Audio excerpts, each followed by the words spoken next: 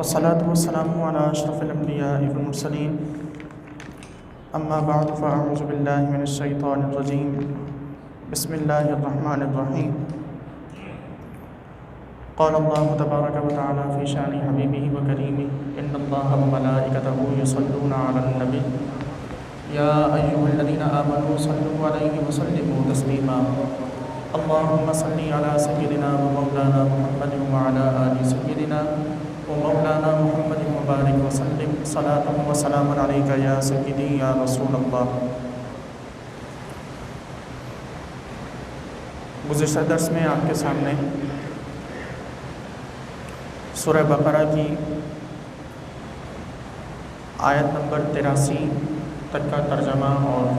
اس کی تفسیر و تشریح اور کچھ مفہوم بیان کیا گیا، جس میں اللہ تبارک و تعالیٰ نے بنی اسرائیل سے لیے گئے اپنے کچھ وعدوں کا تذکرہ فرمایا، جن میں سے کچھ وعدے آپ کے سامنے بڑی تفصیل سے بیان کیے گئے تھے۔ والدین کے ساتھ احسان کرنا، حسن سلوک کرنا، رشتہ داروں کے ساتھ حسن سلوک کرنا، اللہ تعالیٰ کے ساتھ کسی کو شریک نہ ٹھہرانا، یتیموں اور مسکینوں یتیموں کی پرورش کرنا، یہ تمام احکام، اور اس کے علاوہ لوگوں سے اچھے طریقے سے بات کرنا، لوگوں سے اچھی بات کرنا، نماز قائم کرنا، زکوٰۃ دینا، تو یہ تمام وہ وعدے تھے کہ جو اللہ تعالیٰ نے بنی اسرائیل سے توریت میں لیے، اور پھر بنی اسرائیل نے ان وعدوں کو توڑا اور ان وعدوں کی خلاف ورزی کی۔ اس کے بعد یہ تمام کے تمام وعدے اللہ تبارک و تعالیٰ کی عبادت اور حسن سلوک یعنی اخلاقیات پر مبنی تھے۔ اب رب کائنات ایک ایسے وعدے کا ذکر فرما رہا ہے کہ جو خاص جس کا تعلق بنی اسرائیل سے تھا۔ ارشاد فرماتا ہے کہ ہم نے تم سے یہ بھی وعدہ لیا، وَإِذْ أَخَذْنَا مِيثَاقَكُمْ، ہم نے تم سے یاد کرو کہ جب ہم نے تم سے وعدہ لیا، لَا تَسْفِكُونَ دِمَاءَكُمْ، کہ تم اپنا خون نہیں بہاؤ گے، وَلَا تُخْرِجُونَ أَنفُسَكُمْ مِنْ دِيَارِكُمْ، تم اپنے آپ کو یعنی اپنے لوگوں کو گھروں سے نہیں نکالو گے، ثُمَّ أَقْرَرْتُمْ، پھر تم نے اس وعدے کا اقرار بھی کیا، وَأَنْتُمْ تَشْهَدُونَ، اور تم اس پر گواہ بھی ہو۔ یعنی یہ وعدہ کرنا کہ تم اپنے آپ کو یعنی اپنے ہم قوم لوگوں کو نہ قتل کرو گے، نہ انہیں ان کے گھروں سے نکالو گے، اور یہ وعدہ کہ اس وعدے کا پھر تم نے اقرار بھی کیا، یعنی اس وعدے پر تم رضامند بھی ہوئے، پھر تم نے اس وعدے پر تم گواہ بھی بنے، اور بعد میں تم نے اس وعدے کی گواہی بھی دی۔ ثم انتم ہؤلاء، پھر اللہ تبارک و تعالیٰ وعدے کا ذکر فرما کر اب ان لوگوں کے اس وعدے کی خلاف ورزی کرنے کے طریقے کو بیان فرما رہا۔ ارشاد ہوا کہ ثم انتم ہؤلاء تقتلون انفسکم، پھر تم ہی لوگ تھے کہ جنہوں نے اپنے لوگوں کو قتل بھی کیا، وتخرجون فریقا منکم من دیارہم، اور تم میں سے ایک گروہ دوسرے گروہ کو ان کے گھروں سے نکالتا بھی رہا، تظاہرون علیہم بالاسم والعدوان، اور ایک دوسرے کی پشت پناہی کرتے رہے، مدد کرتے رہے گناہ اور سرکشی کے ذریعے۔ وَإِن يَأْتُوكُمْ أُسَارَىٰ، لیکن معاملہ یہ تھا کہ جب تمہارے اپنے لوگ قید ہو کر تمہارے پاس آتے، تُفَادُوهُمْ، تو تم ان کا فدیہ دے کر انہیں آزاد کروا دیتے۔ وَهُوَ مُحَرَّمٌ عَلَيْكُمْ إِخْرَاجُهُمْ، جبکہ تمہیں ان کے گھروں سے نکالنا ہی یہ تم پر حرام تھا۔ أَفَتُؤْمِنُونَ بِبَعْضِ الْكِتَابِ وَتَكْفُرُونَ بِبَعْضٍ، کیا تم کتاب کے بعض حصے پر ایمان رکھتے ہو اور بعض کا انکار کرتے ہو؟ فما جزاء من يفعل ذلك منكم الا خزي في الحیات الدنیا، تو جو کوئی تم جیسا کام کرے اس کی جزا کیا ہوگی؟ صرف یہی اس کی جزا ہے کہ وہ دنیا و آخرت میں ذلیل و رسوا ہو۔ ویوم القیامت یردون الی اشد العذاب، اور قیامت کے دن وہ شدید ترین عذاب میں مبتلا کیے جائیں گے۔ وما اللہ بغافل عما تعملون، اور اللہ تعالیٰ تمہارے اعمال سے بے خبر نہیں ہے۔ دراصل توریت میں جب بنی اسرائیل سے یہ وعدہ لیا گیا کہ وہ اپنے ہی لوگوں کو قتل نہیں کریں گے اور اپنے لوگوں کو ان کے گھروں سے نہیں نکالیں گے، تو یہ وعدہ نسل در نسل نبی کریم علیہ السلام کے زمانے تک کے تمام تر یہودیوں میں یہ وعدہ چلتا چلا آیا۔ تمام تر یہودی اس وعدے کے پابند تھے، کیونکہ سب کا ایمان توریت پر تھا، اور اس وعدے کا ذکر اللہ تعالیٰ نے توریت میں سب سے پہلے فرمایا۔ لیکن جب نبی کریم علیہ الصلوۃ والسلام کی آمد سے پہلے جب ہم عرب کے حالات کا جائزہ لیتے ہیں تو مدینہ جو کہ اس وقت یثرب تھا، اس میں مشرکوں کے 2 قبیلے آباد تھے، ایک کا نام اوس اور دوسرے کا نام خزرج تھا،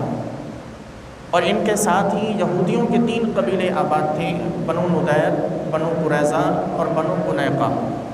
قینقاع۔ یہ 3 قبیلے یہودیوں کے اور 2 قبیلے مشرکوں کے آباد تھے۔ اوس اور خزرج کی لڑائیاں بہت مشہور ہیں، یہ آپس میں اس چھوٹی سے چھوٹی باتوں پر لڑتے اور 40 50 سال ان کی مستقل لڑائیاں چلتی رہتی تھیں۔ بیچ میں یہ صرف حرمت کے 4 مہینوں میں رکتے اور اس کے علاوہ پھر یہ دوبارہ سے ان کی جنگیں شروع ہو جایا کرتی تھیں اور نسل در نسل یہ جنگیں منتقل ہوتی۔ چونکہ یہودیوں کے 3 قبیلے مدینہ میں یعنی اس وقت کے یثرب میں رہا کرتے تھے اور مشرکوں کے پڑوسی تھے، تو ان کا آپس میں میل جول ہونا، ان کے آپس میں معاہدے ہونا یہ ایک طے شدہ اور یقینی بات ہے۔ تو بنی قینقاع یہ جو ایک قبیلہ یہودیوں کا تھا، یہ خزرج کے ساتھ تھے، یعنی خزرج کے حلیف تھے، ان کے ساتھ ہوا کرتے تھے، اور یہودیوں کے باقی کے 2 قبیلے بنو قریظہ اور بنو نضیر یہ دونوں قبیلے اوس کے ساتھ ہوا کرتے تھے۔ یعنی اس طرح یہودی خود 2 حصوں میں بٹ کر آپس میں لڑتے، اور ان کے آپس میں لڑنے کی وجہ سے اللہ تعالیٰ کا لیا گیا یہ جو وعدہ تھا کہ تم ایک دوسرے کو قتل نہیں کرو گے، یہ اس وعدے کو توڑتے تھے، اور آپس میں لڑ کر اس وعدے کو توڑ کر نہ صرف ایک دوسرے کو قتل کرتے بلکہ لوگوں کو ایک دوسرے کے گھروں سے بھی نکالتے تھے۔ لیکن اس جنگ کے نتیجے میں جب انہی لوگوں کے پاس اپنے ہی یہودیوں میں سے کوئی قید ہو کر آتا، جیسے کہ اوس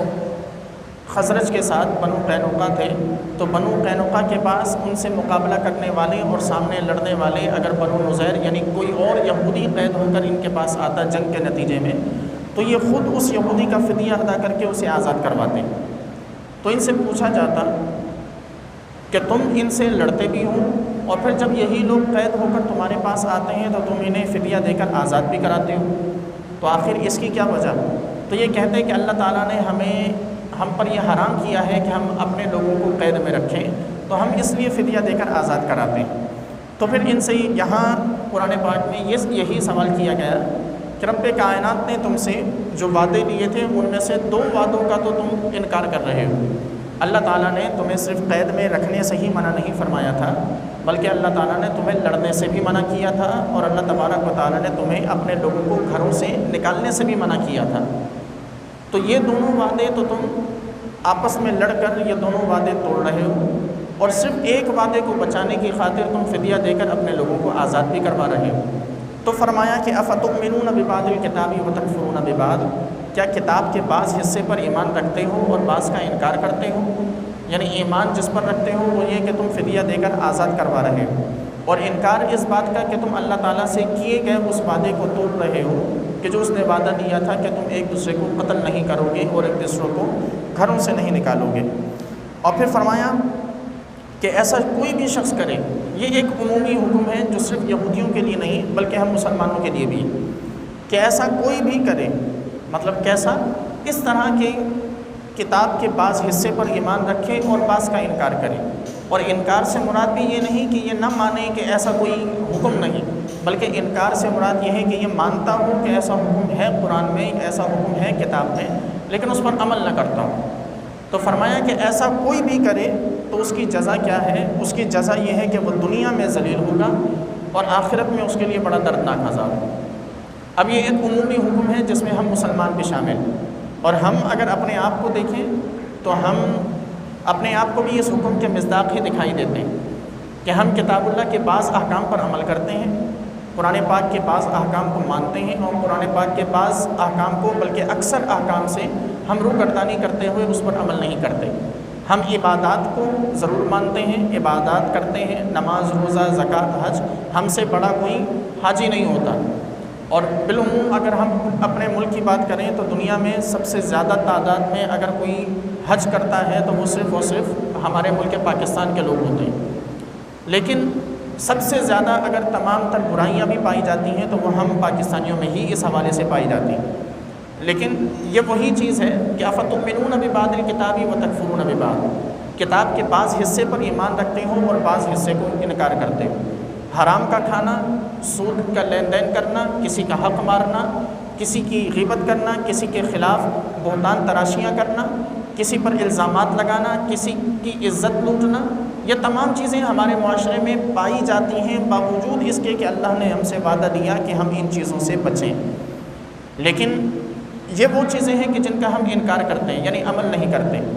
اور دوسری طرف عبادات اور کچھ وہ چیزیں ہیں کہ جن پر ہم عمل بھی کرتے ہیں۔ تو اس زمرے میں، آیت کے اس حصے کے زمرے میں، اس حصے کے مصداق ہم مسلمان بھی ٹھہرتے ہیں۔ تو اس لیے ہمارے لیے لمحہ فکریہ ہے کہ ہم اس آیت کے اس حصے کا نتیجہ جو اللہ نے بیان فرمایا کہ جو کوئی بھی ایسا کرے اس کے لیے پھر حکم یہ ہے کہ وہ دنیا میں رسوا ہوگا، اور ہم اپنی مسلمانوں کی رسوائی دنیا میں دیکھ رہے ہیں۔ دنیا کا کون سا خطہ ایسا نہیں کہ جہاں مسلمانوں کا خون نہ بہایا جا رہا ہو، دنیا کا کون سا ایسا خطہ نہیں جہاں مسلمان ذلیل و رسوا ہوں۔ تو ہم اگر آیت کا یہ نتیجہ بھی دیکھیں کہ اللہ تعالیٰ نے جو یہ وعدہ کیا ہے کہ جو کوئی ایسا کرے گا وہ دنیا میں رسوا ہوگا، تو یہ وعدہ بھی پورا ہو رہا ہے کہ ہم بحیثیت مسلمان دنیا بھر میں ذلیل و رسوائی کا ذلت و رسوائی کا شکار ہے۔ لیکن اگلا جو وعدہ ہے کہ ایسے لوگ قیامت کے دن دردناک عذاب کی طرف لوٹائے جائیں گے، وہ وعدہ پھر قیامت میں ہی اور قبر میں ہی پورا ہوگا۔ تو اس لیے اگر ہم اس وعدے سے کہ وہ جو وعدہ ہے رب کائنات کا قیامت میں دردناک عذاب میں مبتلا ہونے کا، وہ بڑا خطرناک وعدہ ہے۔ دنیا کی ذلت و رسوائی تو برداشت ہو سکتی ہے، دنیا میں تمام تر معاملات، دنیا میں تمام تر ظلم اور جبر پر صبر کیا جا سکتا، لیکن آخرت کا عذاب ایسا ہے کہ جس میں کوئی صبر نہیں کر سکے گا۔ یہ وہ عذاب ہے کہ جس پر جو کسی کی برداشت میں نہیں، سب کی برداشت سے باہر کا عذاب، جس کا نبی کریم علیہ السلام نے فرمایا کہ اگر جہنم کی آگ کی ایک چنگاری بھی زمین میں ڈال دی جائے تو تمام تر کائنات جل کر خاک ہو جائے، اس قدر شدت۔ تو ہم سے وہ عذاب کیوں کر برداشت ہو سکے گا؟ تو ہمارے لیے لمحہ فکریہ ہے کہ ہم ایک وعدہ تو اپنے سامنے دیکھ رہے ہیں، ہم نے اللہ تعالیٰ کے بعض احکام سے روگردانی کی تو ہم اپنی ذلت و رسوائی کو دنیا میں ہی دیکھ رہے ہیں۔ تو پتہ یہ چلا کہ رب کا یہ وعدہ جھوٹا نہیں ہے، یہ سچا ہے کہ وعدے کا ایک حصہ جس کا تعلق دنیا سے تھا وہ پورا ہو چکا۔ تو جب یہ پورا ہو چکا تو وعدے کا وہ حصہ کہ جس کا تعلق آخرت سے ہے اس نے بھی پورا ہونا۔ تو اس حصے سے اپنے آپ کو بچانے کے لیے ابھی ضرورت ہے کہ ہم اپنی اصلاح کی کوشش کریں، اپنے آپ کو اللہ تعالیٰ اور اس کے احکام اور اس کے نبی کریم علیہ الصلوۃ والسلام کے احکام کا پابند بنائیں۔ پھر فرمایا اولئک الذین اشتروا الحیاۃ الدنیا بالآخرہ، یہی وہ لوگ ہیں کہ جنہوں نے دنیاوی زندگی کو آخرت کی زندگی، آخرت کے بدلے میں خریدا۔ یعنی کون لوگ کہ جو کتاب کے بعض احکام پر عمل کرتے ہیں اور بعض پر عمل نہیں کرتے۔ فلا یخفف عنہم العذاب ولا هم ینصرون، یہ ایک اور وعدہ کہ جو کوئی ایسا کرے کہ جو اپنی آخرت کی زندگی پر دنیاوی زندگی کو ترجیح دے، اچھی آخرت کے بجائے وہ اچھی دنیا کو ترجیح دے، تو فرماتا ہے رب کائنات کا ارشاد ہے کہ فلا یخفف عنہم العذاب، اس کے عذاب میں تخفیف نہیں ہوگی، یعنی ایسا نہیں ہوگا کہ اس پر جو عذاب ہو وہ ہلکا ہو، اس پر عذاب بھی اسی قسم کا ہوگا۔ ولا هم ینصرون، اور ان کی کوئی مدد بھی نہیں کی جا سکے گی۔ اچھا، اب یہاں ان آیات کی ان الفاظ کے ذریعے یہ نہیں کہا جا سکتا کہ شفاعت کوئی چیز نہیں، یہ نہیں کہا جا سکتا کہ شفاعت کوئی چیز نہیں۔ یہ حقیقت ہے کہ شفاعت اپنی جگہ ہے، نبی کریم علیہ الصلوۃ والسلام شفاعت فرمائیں گے اور مسلمانوں کو اس شفاعت کا فائدہ بھی پہنچے گا۔ تو اگر شفاعت کا فائدہ پہنچتا ہے، یعنی مدد نبی انبیاء کرام علیہ السلام فرمائیں گے، تو پھر اللہ تعالیٰ نے یہ کیوں فرمایا کہ ان کی کوئی مدد نہیں ہوگی اور ان کے عذاب میں تخفیف نہیں ہوگی؟ تو یہ اللہ تبارک و تعالیٰ نے اس لیے فرمایا کہ اس کے دو وجوہ ہو سکتی ہیں۔ پہلی وجہ یہ کہ یہ ہمیں ہمارے دل میں آخرت کا اور آخرت کے عذاب کا ڈر پیدا کرنے کے لیے، ہمیں ایک زجر و توبیخ کے لیے، ہمیں دھمکانے کے لیے، ہماری اصلاح کے لیے ہمیں ایک انتہائی سخت قسم کا ہم سے وعدہ کیا گیا کہ اگر ایسا کرو گے تو تمہیں پھر اتنی کڑی سزا دی جائے گی۔ اور دوسری چیز یہ کہ یہ تمام باتیں، یہ تمام عذاب شفاعت سے پہلے سے تعلق رکھتے ہیں، یہ تمام چیزیں شفاعت سے پہلے سے تعلق رکھتی ہیں۔ نبی کریم علیہ الصلوۃ والسلام قیامت کے دن شفاعت کی اجازت مانگیں گے، رب کائنات اجازت عطا فرمائے گا، لیکن قیامت کے آنے سے پہلے تک انسان جو قبر میں ہوگا تو قبر سے لے کر قیامت تک کا جو عرصہ ہے وہ عذاب میں ہوگا۔ اور یہاں اللہ تبارک و تعالیٰ نے جس قدر عذاب کا ارشاد فرمایا، اس کا تعلق یہ قبر کے عذاب سے ہے۔ دوسری چیز یہ کہ اللہ تبارک و تعالیٰ نے یہ جو ایک خاص حکم ارشاد فرمایا کہ ان کی مدد نہیں کی جائے گی اور ان کے عذاب میں تخفیف نہیں ہوگی، اس سے مراد وہ لوگ ہیں کہ جو سرے سے کتاب کا انکار کرتے ہیں، جو کتاب کے بعض احکام پر ایمان رکھتے ہیں اور بعض احکام کا انکار کرتے ہیں۔ اب تک ہم بات کر رہے تھے ان افراد کی کہ جو انکار نہیں کرتے،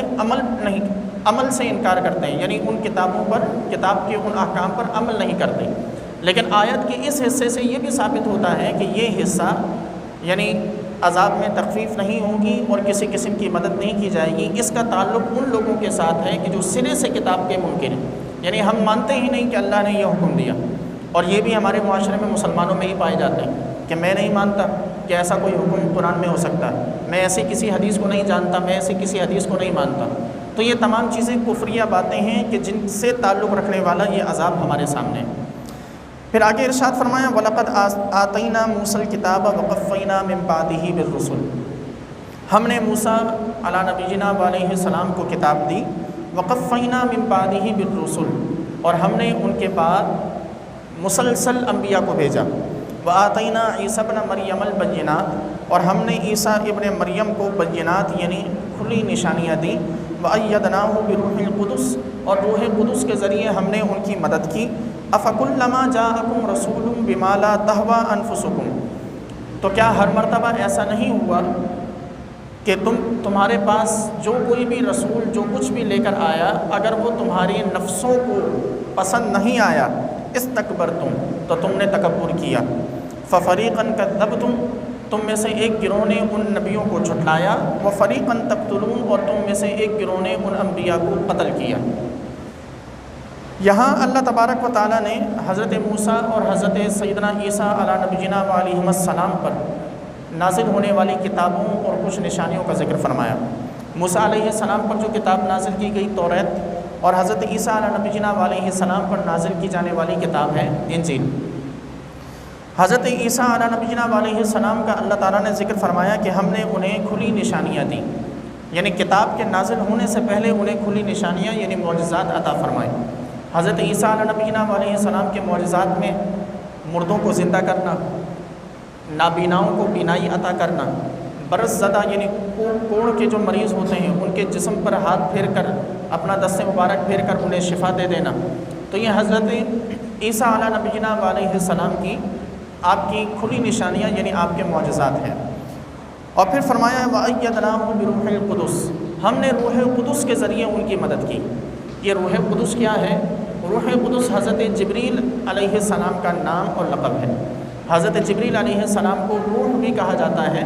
اور قدس سے مراد پاکیزہ روح ہے۔ اور یہ جو کہا جاتا ہے کہ حضرت جبریل علیہ السلام اللہ کی روح ہے، تو وہاں اللہ کی روح سے مراد یہ نہیں ہوتا کہ معاذ اللہ رب کائنات کی روح جبریل علیہ السلام، بلکہ اس سے مراد یہ ہوتا ہے کہ اللہ تعالیٰ کی پسندیدہ ترین روح جبریل علیہ السلام۔ تو ہم نے حضرت عیسیٰ علیہ نبینا علیہ السلام پر کتاب بھی نازل فرمائی، انہیں کھلی نشانیاں بھی عطا کی، اور ہم نے روح قدس کے ذریعے یعنی جبریل علیہ السلام کے ذریعے ان کی مدد کی۔ پھر آگے فرمایا کہ کیا ایسا نہیں ہوا کہ جتنی مرتبہ بھی جتنے رسول بھی تمہارے پاس آئے، تو ان رسولوں میں سے جو کوئی رسول کچھ ایسے احکام کو لے کر آئے کہ جو تمہیں پسند نہیں تھے، تو تم نے کیا کیا؟ استکبرتم، تم نے پھر تکبر کیا یعنی انکار کیا۔ فریقاً کذبتم، تم میں سے ایک گروہ ان انبیاء کو جھٹلاتا، وہ فریقاً تقتلون، اور ایک گروہ ان انبیاء کو قتل کرتا۔ حضرت موسیٰ علیہ نبینا علیہ السلام سے لے کر حضرت عیسیٰ علیہ نبینا علیہ السلام تک یہ تمام جتنے بھی انبیاء اس عرصے میں آئے ہیں، وہ تقریباً تمام کے تمام انبیاء صرف اور صرف بنی اسرائیل کے لیے نازل کیے گئے۔ دنیا میں اگر سب سے زیادہ انبیاء کا نزول ہوا تو وہ بنی اسرائیل کے لیے ہوا۔ حضرت موسیٰ علیہ نبینا علیہ السلام کے ساتھ حضرت ہارون علیہ السلام تھے، پھر حضرت موسیٰ علیہ السلام کی زندگی میں ہی حضرت یوشع علیہ السلام نبی مقرر ہوئے، پھر ان کے بعد اس طرح یہ ترتیب چلتی آئی، حضرت زکریا، حضرت یحییٰ، حضرت یونس علیہ نبینا علیہ السلام، اور یہاں تک کہ بنی اسرائیل کی طرف نازل ہونے والے سب سے آخری پیغمبر حضرت عیسیٰ تھے کہ جن کا تعلق بنی اسرائیل سے تھا۔ اور حضرت عیسیٰ علیہ السلام اور نبی کریم علیہ السلام کے درمیان تقریباً 500 سال کا فاصلہ۔ آپ علیہ السلام کی ولادت حضرت عیسیٰ علیہ السلام کے آسمان پر اٹھائے جانے کے بعد تقریباً 500 سال بعد ہوئی. تو یہ 500 سال کے عرصے میں دنیا میں کوئی پیغمبر نہیں آیا. تو ان انبیاء کا بنی اسرائیل کی طرف سب سے زیادہ آنا، یہ اللہ تعالیٰ اسی کی طرف اشارہ فرما رہا ہے اور ارشاد فرما رہا ہے کہ ہم نے مسلسل ایک کے بعد ایک پیغمبر کو ہم نے بنی اسرائیل کے لیے بھیجا. جب ایک کے بعد ایک پیغمبر بنی اسرائیل کے بعد پاس آیا تو ان کا اس پر طرز عمل کیا تھا؟ حالانکہ ہونا تو یہ چاہیے تھا کہ جب اتنے انبیاء کا نزول ہو رہا ہے تو یہ قوم کبھی گمراہ نہ ہوتی. اتنے انبیاء جب نازل ہو رہے ہیں اور ایک کے بعد ایک مسلسل انبیاء نازل ہو رہے ہیں کہ حضرت موسیٰ، حضرت ہارون ایک زمانے میں، پھر حضرت موسیٰ علیہ السلام اور حضرت یوشع ایک زمانے میں، پھر حضرت زکریا اور حضرت یحییٰ ایک زمانے میں، پھر حضرت یونس علیہ السلام اور ان کے ساتھ ایک اور حضرت الیاسین علیہ السلام یہ ایک زمانے میں، حضرت یامر علیہ السلام یہ ایک طرف. تو یہ تمام انبیاء تقریباً ایک دوسرے سے ملتے جلتے زمانوں میں تشریف لائے. تو جب ایک مسلسل چین چل رہی ہو تو گمراہی کا تو سوال ہی پیدا نہیں ہونا چاہیے کہ قوم گمراہ کیسے ہو گئی. لیکن یہ ان کی بدبختی ہے کہ یہ اپنے ہی پاس نازل ہونے والے انبیاء کو اللہ کا انعام اور اللہ کا تحفہ نہیں سمجھتے تھے، بلکہ یہ ان انبیاء پر اعتراض کرتے. اچھا، اور دوسری بات یہ کہ حضرت عیسیٰ علیہ السلام سے پہلے تک جتنے بھی انبیاء نازل ہوئے بنی اسرائیل میں، حضرت موسیٰ کے بعد سے حضرت عیسیٰ علیہ السلام سے پہلے تک، حضرت عیسیٰ نہیں، ان سے پہلے تک جتنے بھی انبیاء آئے وہ تمام کے تمام انبیاء صرف انہیں ایک کتاب کی دعوت دیتے رہے، توریت. کوئی نئی کتاب نہیں آئی، کوئی نئی شریعت نہیں آئی کہ طبیعتوں پر بری گزرتی، کوئی نیا طریقہ نہیں آیا کہ طبیعتوں پر بوجھ ہوتا. ایک وہی کتاب تھی حضرت موسیٰ پر نازل ہونے والی، اور تمام انبیاء اسی ایک کتاب کی طرف بلاتے رہے اور اس پر عمل کرنا ان کے لیے ویسا ہی آسان تھا کہ ان کے آباء و اجداد کے احکام ان پر بار بار ریپیٹ ہو رہے تھے. لیکن انہوں نے کیا کیا کہ انہوں نے ان احکام کو رد کیا. ان میں سے بعض لوگ اپنے وقت کے انبیاء پر ایمان لے آتے اور بعض 3 گروہ بن جاتے. بعض لوگ اپنے وقت کے انبیاء پر ایمان لے آتے، بعض لوگوں نے اپنے انبیاء کا انکار کیا، اور بعض لوگ تو اس قدر بدبخت ثابت ہوئے کہ انہوں نے اپنے انبیاء کو معاذ اللہ شہید کیا. حضرت زکریا علیٰ نبینا علیہ السلام کو ان لوگوں نے شہید کیا درخت کو چیر کر. آپ علیہ السلام ان کے آگے تشریف لے جا رہے تھے اور بھاگتے بھاگتے دوڑتے دوڑتے آپ علیہ السلام ایک درخت کو آپ نے حکم دیا، وہ درخت پھٹا، اس کا تنا کھلا اور حضرت زکریا علیہ السلام اس درخت کے تنے کے اندر تشریف لے گئے. جب اندر تشریف لے گئے تو وہ درخت دوبارہ مل گیا، یعنی اس کا تنا دوبارہ جڑ گیا. شیطان وہاں، ابلیس وہاں موجود تھا کہ جس نے حضرت زکریا علیہ السلام کے قمیص مبارک کے حصے کو پکڑ لیا اور وہ قمیص کا وہ حصہ درخت سے باہر رہ گیا. اور پھر جب یہ لوگ ڈھونڈتے ڈھونڈتے وہاں تک پہنچے تو پھر انہیں ابلیس نے، شیطان نے بتایا کہ یہ کپڑے کا حصہ دیکھ رہے ہو یہ باہر ہے، تو اس کا مطلب یہ ہے کہ زکریا اندر ہے. اور انہوں نے اسی درخت کے اس تنے کو وہیں اندر ہی اندر، یعنی اندر حضرت زکریا علیہ السلام، اور درخت کے اسی تنے کو انہوں نے اسی حالت میں ہی آرے سے چیر دیا اور حضرت زکریا علیہ السلام کو معاذ اللہ 2 حصوں میں کر دیا. تو یہ اس قدر بدبخت بھی ثابت ہوئے کہ جن میں سے بعض لوگ اپنے ہی پاس نازل ہونے والے انبیاء کو اس حد تک دردناک طریقے سے انہیں شہادت سے ہمکنار کرتے رہے. تو اللہ تعالیٰ نے ارشاد فرمایا کہ وقالوا قلوبنا غلف، کہ یہ آپ کے زمانے میں جو آ کے کہتے ہیں نا کہ ہم ایمان کیوں نہیں لاتے، یہ اس کی وجہ بتاتے ہیں کہ ہم ایمان اس لیے نہیں لاتے کہ ہمارے دلوں پہ پردہ پڑ گیا. ہم ایمان اس لیے نہیں لاتے کہ ہمارے دلوں پر پردہ ہے، اور وہ پردہ ایسا ہے کہ جو ہمیں سمجھنے نہیں دیتا کہ کیا حق ہے اور کیا جھوٹ ہے. تو اللہ تعالیٰ نے ارشاد فرمایا کہ ان لوگوں کا کہنا ہے کہ قلوبنا غلف، ہمارے دل پردے میں پڑ گئے ہیں. بل لعنہم اللہ بکفرہم، ان کے دل پردے میں نہیں پڑے، اللہ نے ان کے کفر کی وجہ سے ان پر لعنت کو مقرر کر دیا. ان کے کفر کی وجہ سے ان پر اللہ تعالیٰ نے لعنت کی مہر لگا دی کہ ان کا کفر بھی ایسا کہ یہ اپنے انبیاء کو قتل کریں، اپنے انبیاء کو شہید کریں. تو یہ کفر ان کا ایسا تھا کہ اللہ تعالیٰ نے ان پر لعنت کی مہر لگا دی. یعنی ایسا نہیں ہے کہ اللہ نے ظلم کیا ہو ان پر معاذ اللہ کہ انہوں نے، اللہ تعالیٰ انہیں ان کے دلوں کو پردے میں ڈال دیا ہو اور انہیں حق اور باطل میں فرق نہ سمجھ میں آ رہا ہو. ایسا نہیں، ان کے دل پردے میں نہیں ہے، کیونکہ اگر پردے میں مان لیا جائے تو پھر ان کا کوئی قصور ہی نہیں بنتا کہ دلوں پر پردہ کرنا اور دلوں پر مہر لگانا رب کائنات کا کام، تو پھر ان کا کوئی قصور نہیں بنتا. اور وہ اپنے آپ کو بچانے کے لیے یہ بہانہ کرتے تھے کہ ہمارے دلوں پر تو رب نے پردہ ڈال دیا تو ہمیں کچھ سمجھ میں نہیں آتا. تو رب نے اس کا انکار فرمایا کہ یہ ان کے دل پردے میں نہیں ہے، بلکہ انہوں نے جو اپنے انبیاء کو شہید کیا اور اپنے انبیاء کا انکار کیا، ان کے اس کفر کی وجہ سے اللہ نے ان پر لعنت مقرر کر دی، اور وہ لعنت ایسی ہے کہ جو انہیں حق اور باطل میں فرق نہیں کرنے دیتی۔ اور فرمایا کہ فَقَلِيلًا مَا يُؤْمِنُونَ، بہت تھوڑے لوگ ہوں گے ان میں سے جو ایمان لائیں گے۔ اور ایسا ہی ہے کہ یہودیوں میں سے اور عیسائیوں میں سے نبی کریم علیہ السلام کے زمانے میں بہت کم افراد ایسے تھے کہ جو نبی کریم علیہ السلام پر کلمہ پڑھ کر جنہوں نے اسلام کو قبول کیا۔ اور فرمایا کہ وَلَمَّا جَاءَهُمْ كِتَابٌ مِّنْ عِندِ اللَّهِ مُصَدِّقٌ لِّمَا مَعَهُمْ وَكَانُوا مِن قَبْلُ يَسْتَفْتِحُونَ عَلَى الَّذِينَ كَفَرُوا، اور جب کبھی ان کے پاس کوئی کتاب آتی اللہ کی جانب سے، کوئی ایسی کتاب مُصَدِّقٌ لِّمَا مَعَهُمْ کہ جو ان کے پاس جو کچھ ہے اس کی تصدیق کرتی ہو، وَكَانُوا مِن قَبْلُ يَسْتَفْتِحُونَ عَلَى الَّذِينَ كَفَرُوا، اور اس سے پہلے یہ کافروں کے خلاف اس چیز کو وسیلہ بنا کر دعا کرتے اور فتح مانگتے تھے۔ فَلَمَّا جَاءَهُم مَّا عَرَفُوا، تو جب ان کے پاس وہ چیز آئی کہ جس کو یہ پہچانتے ہیں، کفروا بِہ، انہوں نے اس کا انکار کیا، فَلَعْنَةُ اللَّهِ عَلَى الْكَافِرِينَ، اللہ کی لعنت ہے ان کافروں پر۔ معاملہ یہ تھا کہ جب بنی اسرائیل کے یہودی مدینہ کے یعنی اس وقت کے یثرب کے یہودی جب جنگیں کرتے تھے تو ان کے پاس نشانیوں کی صورت میں نبی کریم علیہ السلام کا پورا حلیہ مبارکہ موجود تھا۔ توریت میں ان کے سامنے نبی کریم علیہ السلام کی تمام تر نشانیاں، تمام تر اوصاف موجود تھے۔ تو یہ اپنی جنگوں میں کامیابی پانے کے لیے یہ کیا کرتے تھے، یہ نبی کریم علیہ السلام کا وسیلہ پیش کرتے تھے رب کی بارگاہ میں کہ اللہ جو تیرا پیغمبر آنے والا ہے، جس کی تو نے ہمیں بشارت دی ہے، جس کی نشانیاں ہماری کتاب میں موجود ہے، وہ تیرا نبی برحق ہے، ہم اس نبی کے وسیلے سے تجھ سے دعا کرتے ہیں ہمیں فتح عطا فرما، اور رب فتح عطا فرماتا تھا، انہیں فتح مل جایا کرتی تھی۔ اللہ تعالیٰ فرماتا ہے کہ یہ فتح مانگتے تھے کافروں کے مقابلے میں، کس کے ذریعے؟ نبی کریم علیہ السلام کے ذریعے۔ فَلَمَّا جَاءَهُم مَّا عَرَفُوا بِهِ، تو جس کو یہ نشانیوں کے ذریعے اور حلیے کے ذریعے پہچانتے تھے کہ جب وہ نبی ان کے درمیان تشریف لائے تو انہوں نے کیا کیا؟ کفروا بِهِ، انہیں کا انکار کر دیا۔ حالانکہ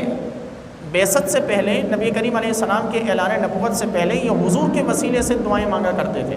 لیکن جب حضور علیہ السلام کی آمد اور بعثت ہوئی تو انہوں نے نبی کریم علیہ السلام کا ہی انکار کر دیا۔ رب فرماتا ہے فَلَعْنَةُ اللَّهِ عَلَى الْكَافِرِينَ، اللہ تعالیٰ کی لعنت ہو ان کافروں پر۔ اور بعد میں کئی صحابہ کرام نے ان یہودیوں سے انہیں یہ طعنے بھی دیے کہ کیا تم جس نبی کے وسیلے سے ہمارے خلاف دعائیں مانگا کرتے تھے اور تم جو نشانیاں ہمیں بتاتے تھے کہ ایسا ایسا نبی آنے والا، وہ تمام باتیں، وہ تمام نشانیاں تو حضور میں پائی جا رہی ہیں، اور تم انہی کے وسیلے سے دعائیں مانگتے تھے، تو آج تم انہی پر ایمان کیوں نہیں لاتے؟ تو یہودی بہانہ بناتے تھے کہ ہم جو تمہیں نشانیاں بتاتے تھے نا، اور ہم جس رسول کی آمد کی خوشخبری تمہیں دیتے تھے، یہ وہ نہیں ہے، وہ کوئی اور ہیں جنہوں نے اس کے بعد آنا۔ تو اس لیے نبی کریم علیہ السلام پر وہ لوگ ایمان نہیں لاتے تھے۔ اچھا، اب قادیانیت ہو یا دنیا بھر کا کوئی بھی شخص ہو کہ جو نبی کریم علیہ السلام کے بعد اپنی نبوت کا دعویٰ کرتا ہو یا کسی اور کو پیغمبر مانتا ہو، ان میں اور ان یہودیوں میں کوئی فرق نہیں ہے، کیونکہ ان یہودیوں کا بھی یہی عقیدہ تھا کہ یہ وہ پیغمبر نہیں ہے کہ جس کی ہم بشارت سنایا کرتے تھے، وہ پیغمبر بعد میں آئے گا۔ اور آج بھی لوگوں کا کہنا ہے کہ خاتم النبیین حضور نہیں ہے، بلکہ وہ خاتم النبیین کا مطلب یہ ہے کہ ان کے بعد بھی ذلی نبی یا اور کسی بھی طور پر انبیاء آتے رہیں گے۔ تو وہ نبوت کا دروازہ بعد میں آنے والوں کے لیے یہودیوں نے کھولا تھا کہ جس کا آج تک لوگ فائدہ اٹھا رہے ہیں۔ تو اگر آج قادیانیت کو، مرزائیت کو اگر انہیں یہودیوں کا اعلی کار کہا جاتا ہے تو اس میں کوئی جھوٹ نہیں ہے کہ یہ انہی کے چھوڑے ہوئے ایک بات سے، ایک قول سے فائدہ اٹھا کر اپنی نبوتوں کا اظہار کرتے ہیں، اور کہتے ہیں کہ دیکھا نہیں کہ اس وقت یہودیوں نے، نبی کریم علیہ السلام کے زمانے کے یہودیوں نے یہ بات کہی تھی کہ یہ وہ پیغمبر نہیں، اس کے بعد اور پیغمبر نے آنا ہے، تو وہ حقیقی پیغمبر جس نے آنا تھا، وہ جس کی بشارتیں گزشتہ کتابوں میں تھی، وہ مرزا غلام محمد قادیانی۔ تو یہ تمام باتیں، یہ تمام چیزیں ان یہودیوں کا چھوڑا ہوا ترکہ ہے کہ جو آج ہم مسلمانوں کے خلاف استعمال ہوتا ہے۔ پھر فرمایا بِئْسَ مَا اشْتَرَوْا بِهِ أَنفُسَهُمْ أَن يَكْفُرُوا بِمَا أَنزَلَ اللَّهُ بَغْيًا أَن يُنَزِّلَ اللَّهُ مِن فَضْلِهِ عَلَىٰ مَن يَشَاءُ مِنْ عِبَادِهِ، کتنا ہی برا سودا کیا انہوں نے اپنی جانوں کا۔ أَن يَكْفُرُوا بِمَا أَنزَلَ اللَّهُ بَغْيًا، کہ انہوں نے ان چیزوں کا انکار کیا سرکشی کے معنی کہ جو اللہ نے ان پر نازل کی۔ اور کس بات کا انکار کیا؟ اس بات کا انکار کیا کہ ان ينزل اللہ من فضلہ علی من یشاء، کہ اللہ اس کتاب کو نازل فرمائے جس پر چاہے اپنے فضل سے، من عبادہ، اپنے بندوں میں سے جس پر چاہے نازل فرمائے، فباءوا بغضب علی غضب، تو وہ غضب در غضب کے مستحق ہو گئے، وللکافرین عذاب مہین، اور کافروں کے لیے ہے اہانت آمیز یعنی ذلت آمیز عذاب۔ اچھا، اس آیت میں ان کے گزشتہ کیے گئے اعمال پر رب کائنات نے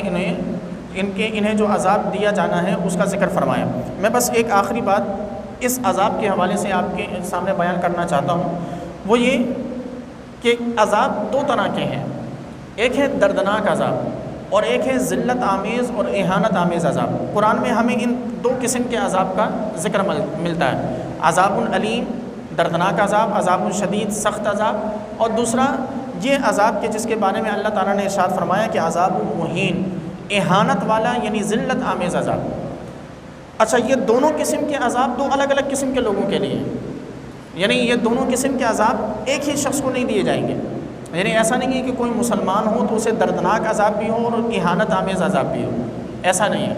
بلکہ اہانت آمیز عذاب یعنی جس عذاب میں ذلت ہو، جس عذاب میں رسوائی ہو، وہ عذاب صرف اور صرف کافروں کے لیے، مسلمانوں کے لیے دردناک عذاب سخت عذاب اس حد تک ہے،